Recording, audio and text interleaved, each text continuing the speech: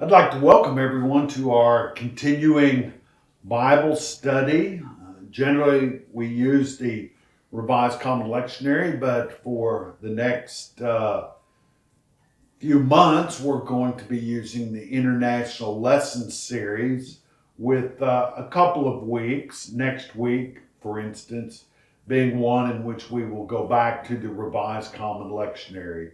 It's all really not that complicated, it just seems that way. But today, our lesson continues Mark 13. Last time we were together, last Tuesday, we looked at Mark 13, verses 5 through 8.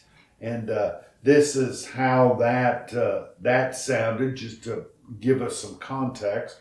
Jesus said, "Watch out that no one deceives you. Many people will come in my name saying, 'I am the one.' They will deceive many people. When you hear of wars and reports of wars, don't be alarmed. These things must happen, but this isn't the end yet. Nations and kingdoms will fight against each other, and there will be earthquakes and famines in all sorts of places. These things are just the beginning of the sufferings associated with the end times." And as we said last time, Mark 13 is an apocalypse. And an apocalypse is a type or a genre or a mode of literature, like a parable, like a genealogy, something along those lines. The apocalyptic style of writing is one that discloses sort of secret, insider, confidential information to a community of faith that it doesn't want outsiders necessarily to key in on. In this particular case, Mark is writing to a group of people who are being oppressed by the Roman government and its armies. And so it writes in this apocalyptic style to say some things to the community of faith that it doesn't want to just out and out come out with and say, "This is what we believe, this is what we mean." So they speak about it in symbolic language. This language is full of symbols. And of course, today we are going to see the symbolic language of a fig tree.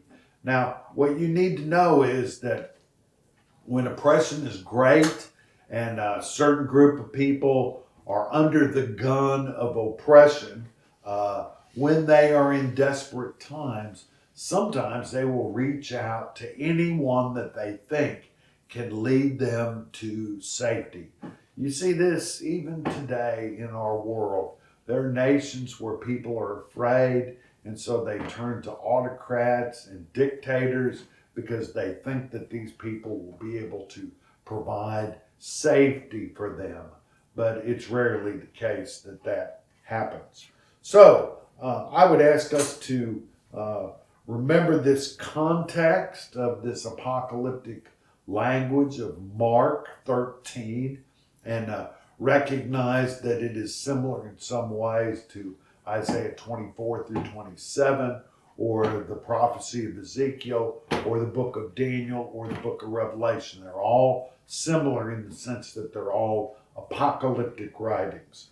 And so we go down to verse 28 in chapter 13, and it says this: "Learn this parable from the fig tree." Now, that's sort of an amusing figure of speech. Look at a fig tree and then see from it a parable, or learn from it a parable.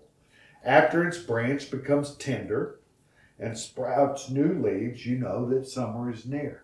Now, this is a piece of information that Jesus is teaching that is pretty obvious to just about anybody.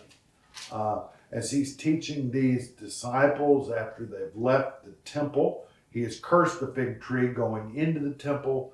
Now he's leaving the temple, and he talks about the fig tree. Uh, it's something that everybody knows. When things turn green from a long, hard, cold winter, we can tell that it's springtime. When the shoots of the fig tree become soft and tender, we see the new leaves coming and we know that summer is near. And then he says, in the same way, or in a corresponding way, you who see these things happen, and that is all the signs of the end, war, rumors of war, earthquakes, volcanoes, fire. Um, for us, I guess you could say tornadoes or hurricanes. These things are all portents or signs of the end time. So he says, when you see these things happening, you know he is near. That is, the Messiah is near, or God's representative is near at the door. And you can't get closer to somebody's house than to be at their door. And then Jesus continues, I assure you that this generation won't pass away until these things happen. What Jesus is saying in this particular case is, don't worry about this being some far time off. What this is going to do is happen in the time that you are here. So watch and wait. Pay attention to what's going on. Learn from the fig tree as you watch these things change place biologically in the fig tree. So these signs and portents between people like war, or these signs of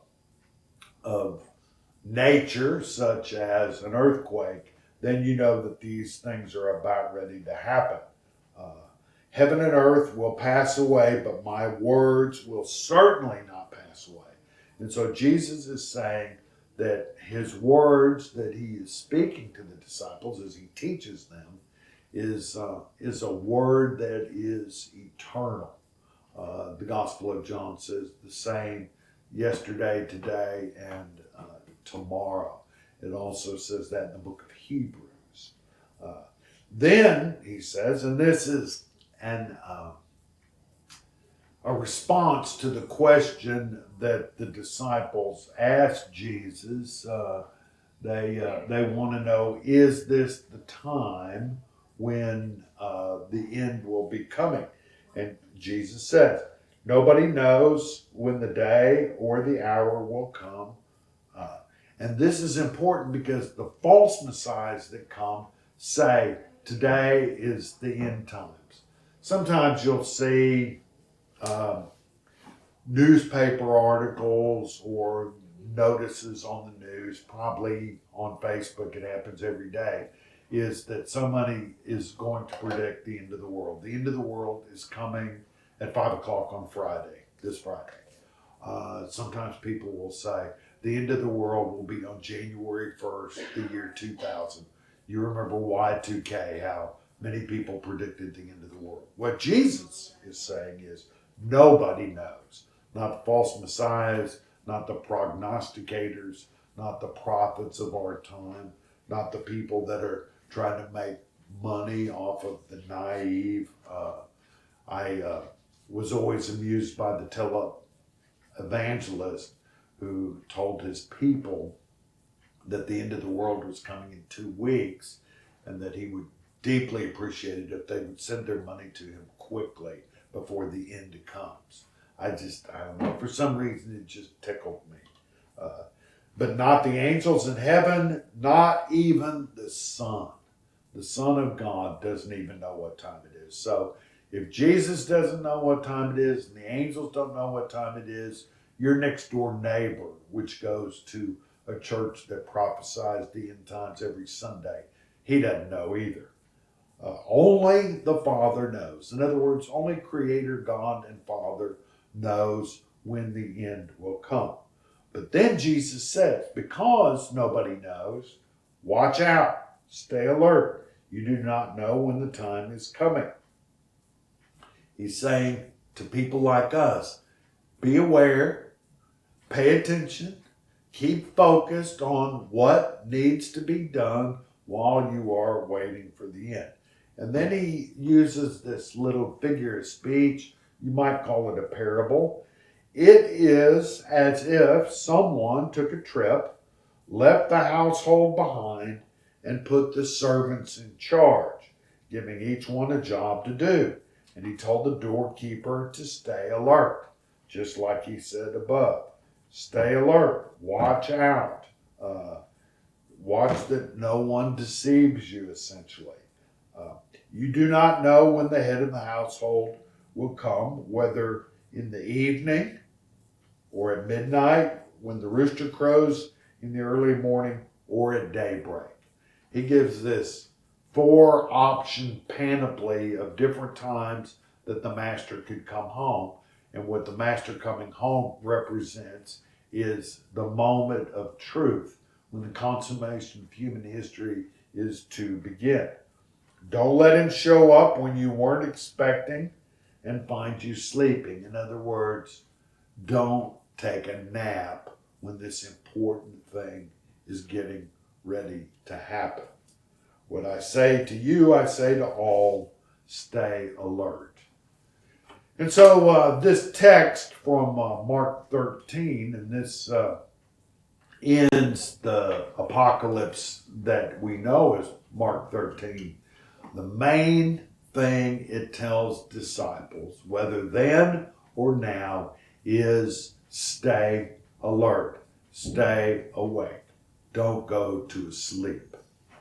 Now, what's ironic about this particular text is that in the Gospels, we will have a story where Jesus is in Gethsemane and he goes to pray, and he leaves the disciples at the bottom of the hill, and he tells them to stay alert, stay awake, be on watch. And each time he comes back, they are asleep. And so this is Mark's way of saying that even though Jesus warns again and again and again to stay awake, stay alert, be on your guard, that the disciples, who are as close to him as any human beings ever were, are ones that cannot do what he's asked them to do. After the resurrection, the disciples sort of blossom, they bloom, they grow, and they become great leaders of the early church. But at this point in the Gospels, before Jesus dies, they're kind of a daily disappointment. So I'd like to thank you for being with us on this day and looking at this text, Mark 13. Next week, we will come back to the Revised Common Lectionary for the first Sunday in September. So if you have the lectionary sheet, or you can find it on the internet, that's great. And I look forward to seeing you then.